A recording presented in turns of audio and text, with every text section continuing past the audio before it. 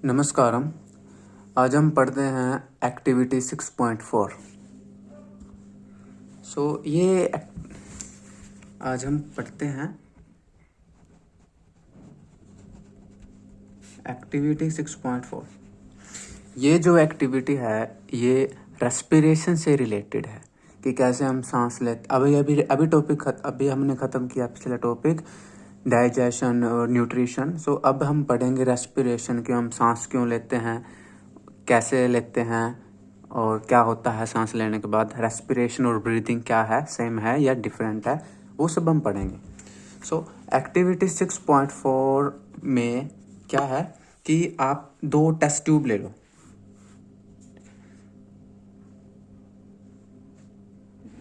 इसमें आप 2 test tube ले लो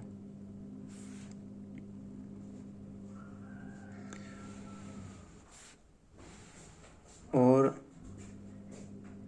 ठीक है, दोनों टेस्ट ट्यूब में क्या ले लो, लाइम वाटर ले लो। ठीक है, मान लो ये टेस्ट ट्यूब है, इसका नाम हमने ए दे दिया, इसका नाम बी दे दिया। सो इस टेस्ट ट्यूब में भी क्या है, लाइम वाटर। लाइम वाटर, इसको एक और नाम बोलते हैं, इसको बोलते हैं स्लेक्ड लाइम। ठीक है, इसमें भी वही ले लो, lime water. So test tube A और टेस्ट ट्यूब बी दोनों में लाइम वाटर है। टेस्ट ट्यूब ए में आपने क्या किया, एक सिरिंज ले लिया। ठीक है, या एक सिरिंज ले लिया या एक पिचकारी ले ली। तो कुछ कुछ ऐसा होता है सिरिंज, ये मैं जानबूझ के थोड़ा लंबा दिखा रहा हूँ।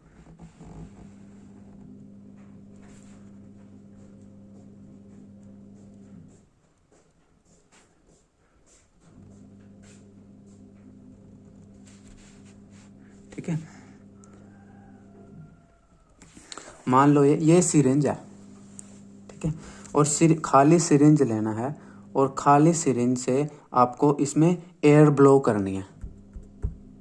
ठीक है, सो खाली सिरिंज लेना है और खाली सिरिंज से आपको इसमें एयर ब्लो करनी है। ठीक है, एक सेकंड में आपको सिरिंज ही दिखाता हूँ। ये देखिए, जैसे ये एक खाली सिरिंज है। सो अगर इसको मैं ऐसे खोलने के बाद इसको ऐसे पुश करूं तो इससे आगे यहाँ से एयर ब्लो होती है, हवा निकलती है।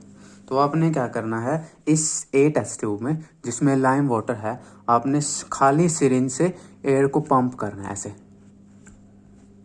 ठीक है, और दूसरी सिरिंज में आपने क्या करना है, माउथ से अपने मुंह से निकलने वाली एयर को ब्लो करना है। तो आपने क्या करना है, एक स्ट्रॉ ले लेनी है, वो स्ट्रॉ जिसमें कुछ लोग कोल्ड ड्रिंक पीते हैं, तो ऐसे एक स्ट्रॉ ले लेनी है और स्ट्रॉ से करनी है एयर एक्सहेल करनी है। ठीक है, एयर ब्लो करनी है या एयर एक्सहेल करनी है। तो आप देखोगे कि जल्द ही बी टेस्ट ट्यूब में जो लाइम वाटर है, पहले क्या था, ए और बी दोनों में लाइम वाटर ट्रांसपेरेंट था, लेकिन कुछ देर बाद एयर ब्लो करने के बाद बी टेस्ट ट्यूब का transparent lime water turns milky. ये दूध जैसा, मिल्क जैसा वाइट हो जाएगा। दूसरी तरफ अगर इसमें देखें हम, ये मिल्क जैसा वाइट नहीं होगा, इसमें हम काफ़ी देर तक एयर ब्लो करते रहेंगे। ठीक है, पिचकारी से या सिरिंज से एयर ब्लो करते रहेंगे। ये भी मिल्की होगा, लेकिन बहुत माइन्यूट सा, बहुत हल्का सा मिल्की होगा और बहुत ज़्यादा टाइम लेगा ये मिल्की होने में। ठीक है, लेकिन ये बी टेस्ट ट्यूब में ए टेस्ट ट्यूब के कंपैरिजन में बी टेस्ट ट्यूब में जल्दी ही वो वाटर जो है, लाइम वाटर है, वो मिल्की टर्न हो जाएगा। सो अब देखते हैं ये होता क्यों है। ये होता इसलिए है कि क्योंकि जब भी carbon dioxide gas lime water के साथ रिएक्ट करती है तो वो एक वाइट कलर का कंपाउंड बनाती है, जिसकी वजह से बी टेस्ट ट्यूब में लाइम वाटर मिल्की हो जाता है। ठीक है, क्योंकि हम जब माउथ से एयर को बाहर निकालते हैं तो आपने सुना भी होगा कि जब हम सांस लेते हैं तो हम ऑक्सीजन गैस को अंदर लेके जाते हैं, लेकिन जब हम सांस को बाहर छोड़ते हैं तो हमारे लंग्स में से कार्बन डाइऑक्साइड गैस बाहर निकलती है। तो क्योंकि अब यहाँ पर आप एयर को इसमें ब्लो करोगे, इसमें एयर को एक्सहेल करोगे, तो आपके माउथ से जो एयर निकलेगी उसमें कार्बन डाइऑक्साइड होगी, और वो कार्बन डाइऑक्साइड लाइम वाटर के साथ रिएक्ट करके एक वाइट कंपाउंड बनाएगी, जिसकी वजह से इस टेस्ट ट्यूब का transparent lime water turns into milky water. लेकिन इसमें क्या होगा, इसमें ऐसा मिल्की क्यों नहीं आता? वो इसलिए क्योंकि यहाँ पर हम सिर्फ नॉर्मल इन्वायरमेंट की एयर को ब्लो कर रहे हैं, सिरिंज से या पिचकारी से नॉर्मल इन्वायरमेंट के एयर को ब्लो करते हैं, और इन्वायरमेंट में कार्बन डाइऑक्साइड बहुत वेरी वेरी लेस अमाउंट में है। सबसे ज़्यादा इन्वायरमेंट में नाइट्रोजन है, फिर ऑक्सीजन है, फिर आर्गन है, उसके बाद आती है कार्बन डाइऑक्साइड जो बहुत कम है, 0.03%, ऐसा कुछ है, बहुत वेरी मिनिमम अमाउंट में है कार्बन डाइऑक्साइड। इसलिए यहाँ पर कार्बन डाइऑक्साइड सफिशिएंट अमाउंट में नहीं है, जिससे वो लाइम वाटर के साथ रिएक्ट करके मिल्की कंपाउंड नहीं बना पाती, इसलिए इसमें मिल्कीनेस अपीयरेंस नहीं आती, बहुत कम आती है और ज़्यादा टाइम लेने के बाद आती है, ठीक है, और इसमें मिल्की अपीयरेंस आ जाती है।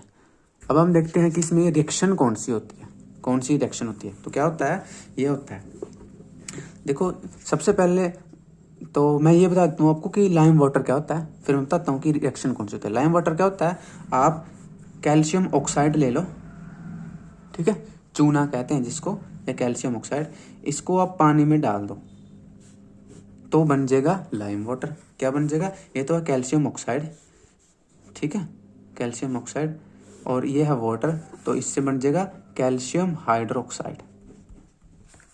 कैल्शियम हाइड्रोक्साइड, तो ये इसको बोलते हैं स्लेक्ड लाइम। तो यहाँ ये लाइम वाटर में ये होता है कैल्शियम हाइड्रोक्साइड, ठीक है। और अब कैल्शियम हाइड्रोक्साइड के साथ कार्बन डाइऑक्साइड कैसे रिएक्ट करती है वो अब देखते हैं।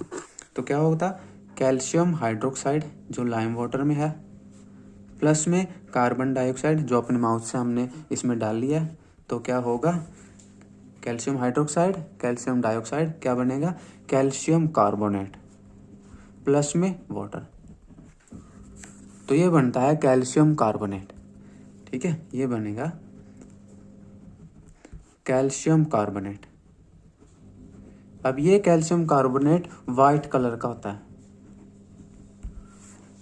आपने अपने स्कूल में चाक देखे होंगे, वाइट कलर के चाक होते हैं। आपने ताजमहल के पत्थर देखे होंगे, वाइट पत्थर है वो, ठीक है। सो वो क्या है, सब के सब कैल्शियम कार्बोनेट ही हैं, और कैल्शियम कार्बोनेट वाइट होता है, इसीलिए ये लाइम वाटर जो है ये वाइट टर्न हो जाता है।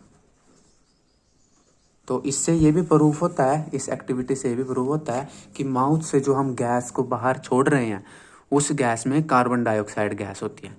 तो हम प्रूव कर सकते हैं कि हम बाहर कौन सी गैस रिलीज कर रहे हैं, हम कार्बन डाइऑक्साइड गैस रिलीज करते हैं। और होता भी यही है, आप सब पढ़ते भी यही आए हो कि हम ऑक्सीजन गैस की हमें ज़रूरत होती है, और कार्बन डाइऑक्साइड हमारी बॉडी में वेस्ट बनता है जिसको हम लंग्स से सांस के द्वारा बाहर निकाल देते हैं। सो ये थी एक्टिविटी 6.4। ओके, नमस्कारम।